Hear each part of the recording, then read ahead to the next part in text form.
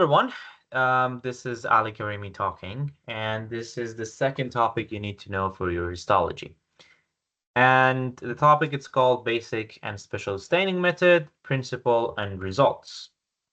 Now, I've dived into four different structures you need to know for this topic. First of all will be basophilic structures. What are basophilic structures? Basically, basophilic structures are negatively charged structures, which obviously negative will get attracted by positive, so they get stained by positively charged dyes, which are called basic dyes.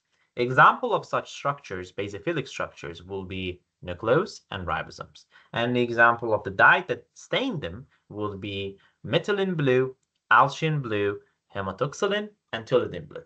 Okay? Next structures you guys need to know will be called the acidophilic structures. Acidophilic structures basically are positively charged structures which get stained obviously by negatively charged dyes.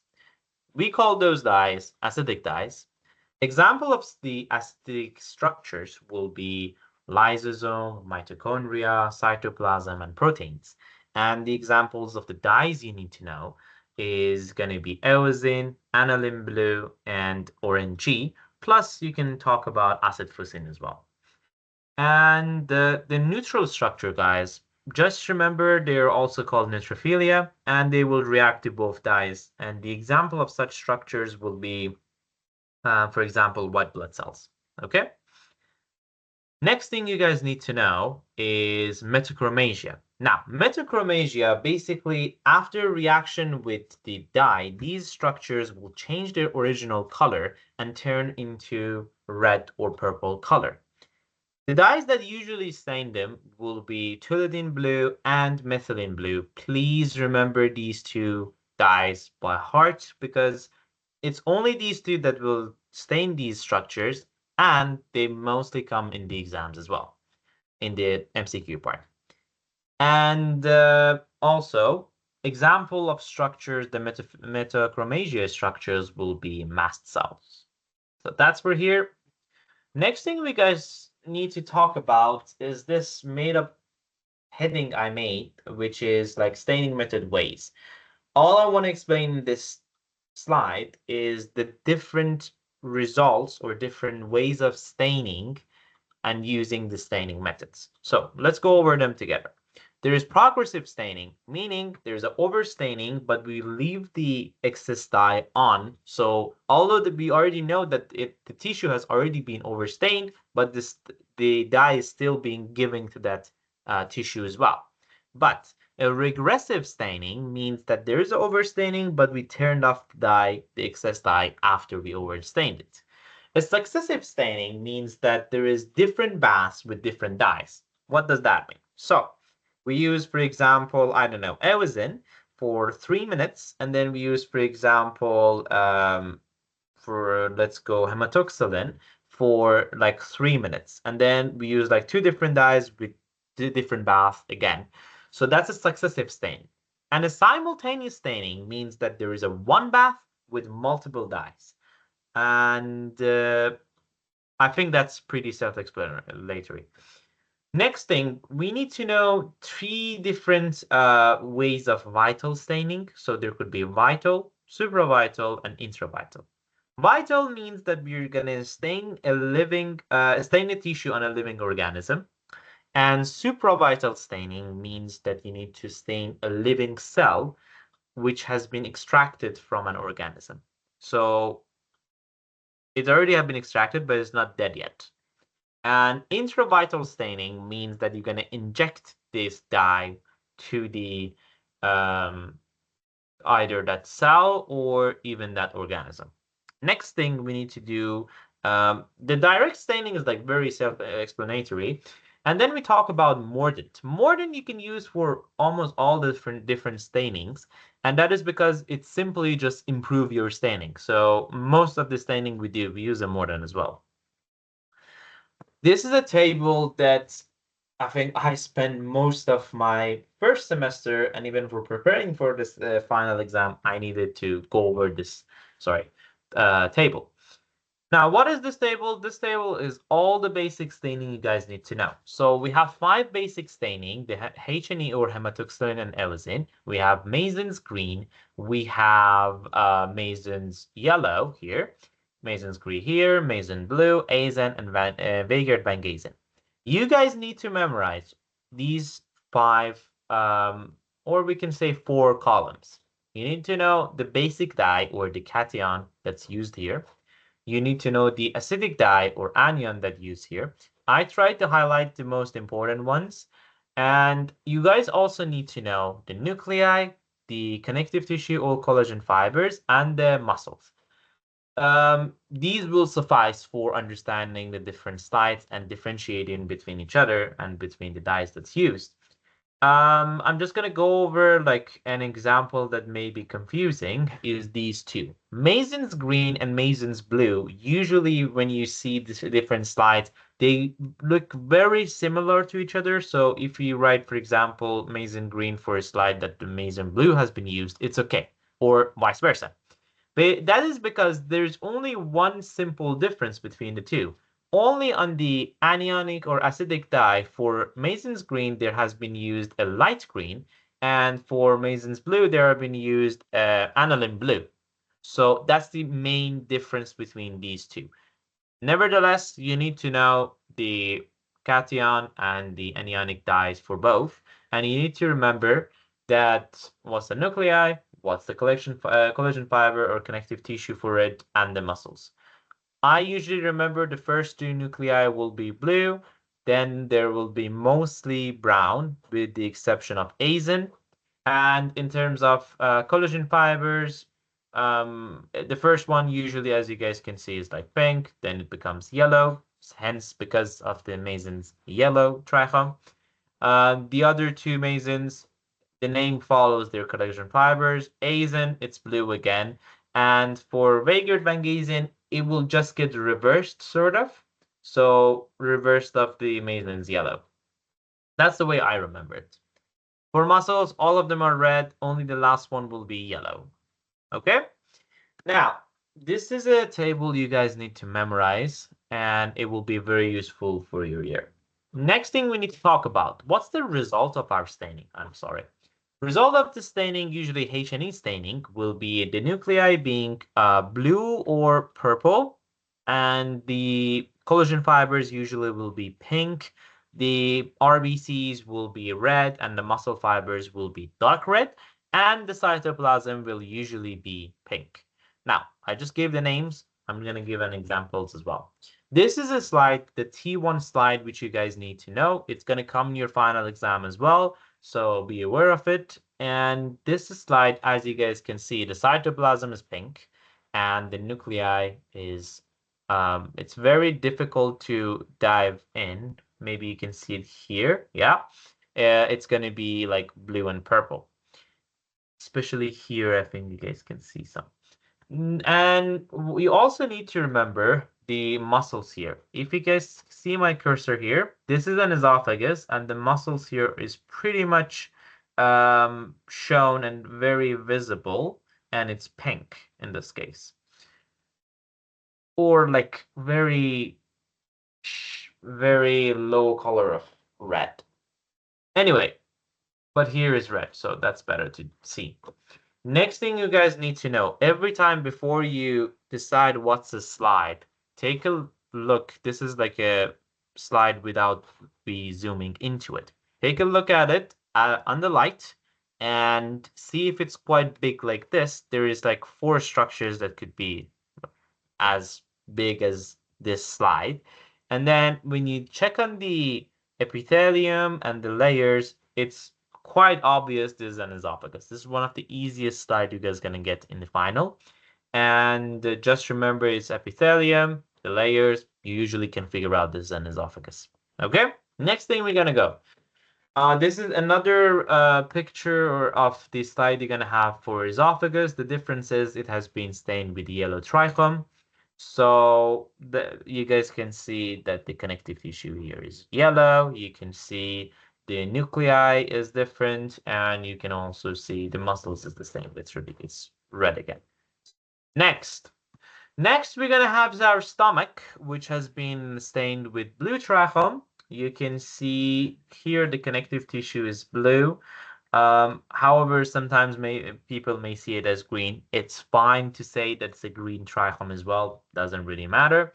What is important for you guys to see is the gastric glands here. This is a parietal cell, and this is the chief cell. Parietal cell mostly produce HCl, and chief cell produce the pepsinogen. Okay, and the chief cells mostly is going to be basophilic, and the nuclei is usually going to be basophilic as well. And the parietal cells here, as you guys can see, it looks a bit more reddish compared to the other ones, and that's because it's eosinophilic. Next thing, you will have T2 slide. The T2 slide is for trachea. Guys, trachea will have a huge, huge hyaline cartilage. It's not going to be a proper circle. It's more mostly going to be like a C-shaped circle, C-shaped structure. And it's visible even if you look at it on the light without any microscope. And as you guys can see, a green trichome has been used here, but you see the green looks quite similar to a very light blue as well. That's why it's okay to call it even a blue trichome. So that's that. Next thing we need to cover is the anterior part of our tongue. Guys, you will have two different slides. There will be one for anterior tongue. There will be another one for posterior tongue. Posterior tongue, you will see it when you go for GIT, but anterior one, you will see it here. And technically, if you look at the epithelium and the papilla, it's pretty obvious that it's the anterior part of the tongue. Okay? You guys need to see the different connective tissue because it has been stained with Weigert van Gazen. So you can see the muscles are yellow and the connective tissue is orange. Next thing, we're going to go for the kidneys. It's going to be the slide T6. It's, again, can come in your final. It's blue trichome. I think here is pretty obvious. Two things I would add to this explanation. One will be, as you guys can see, here you will see a renal corpuscle, and if you zoom out a bit, you will see it looks like yeah, it's a renal corpuscle. So you will differentiate that it's a kidney. But when you come and see these structures, you will find out that it's a collecting tubule. The collecting tubule that has some sort of a tiny structure inside it on the lumen, you will figure out that this is a PCT, meaning proximal convoluted tubule. And if it's like this one or this one, the lumen is white, like almost nothing in the lumen. Then you will determine that this is the DCT, which is a distal convoluted tubule.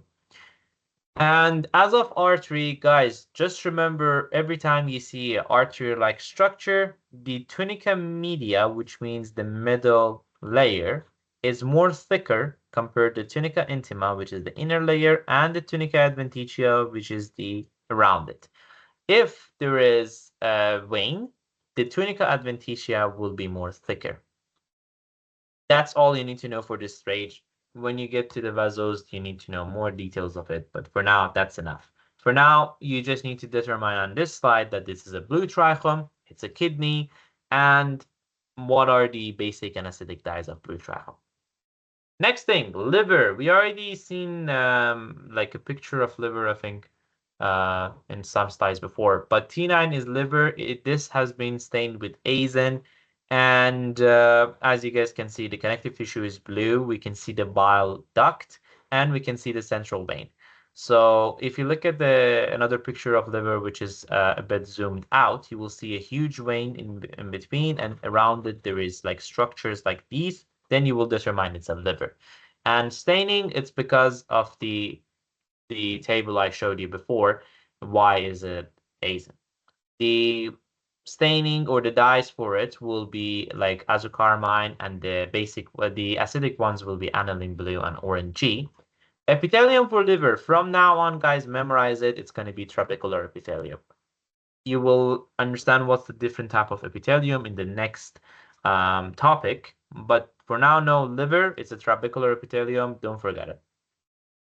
Now, we're done with the basic staining. We're going to go for special staining. There's three main special staining you guys need to know. One is going to be a cytological staining. The main stain for that will be Heidenhain iron hematoxylate. It's mostly used for your skeletal muscles. And the way you're going to look at skeletal muscle, guys, it's going to be striations like this. I think you can see my cursor.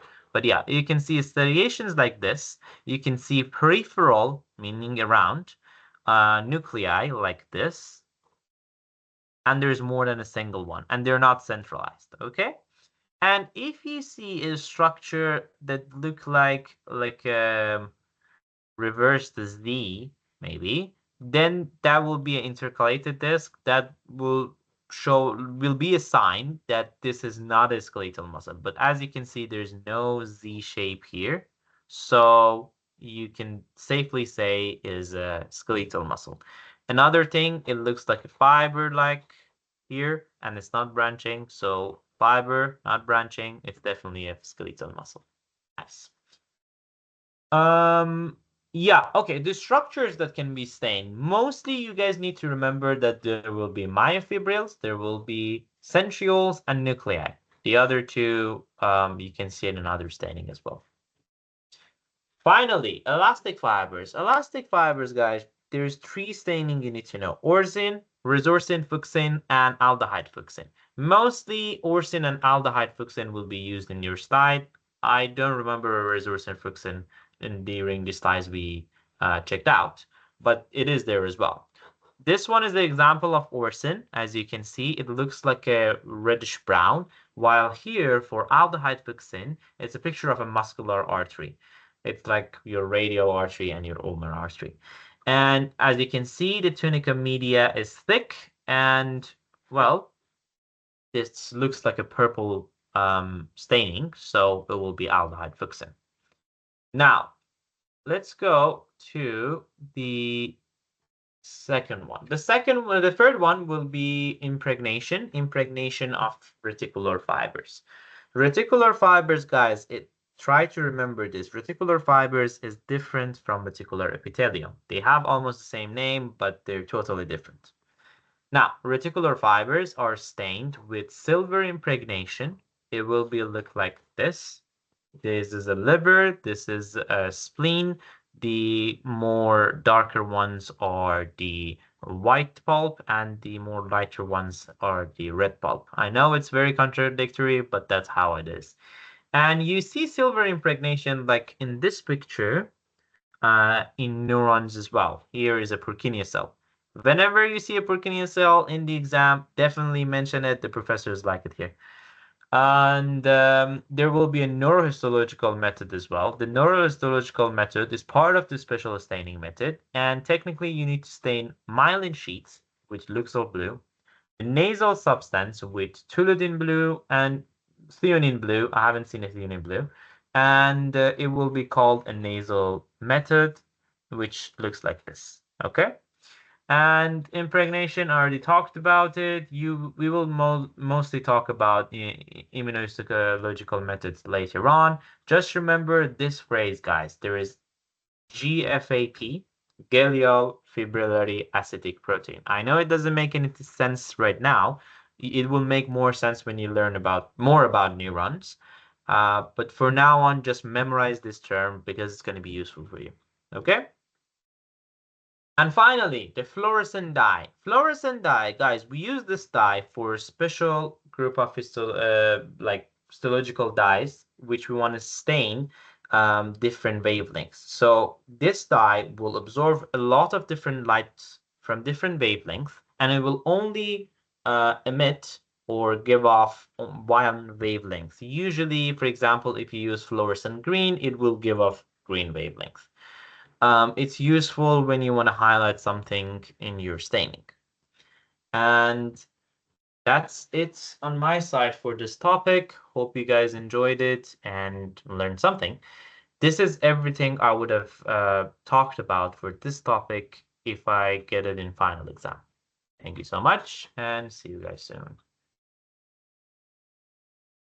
How do we turn on this? Turn off.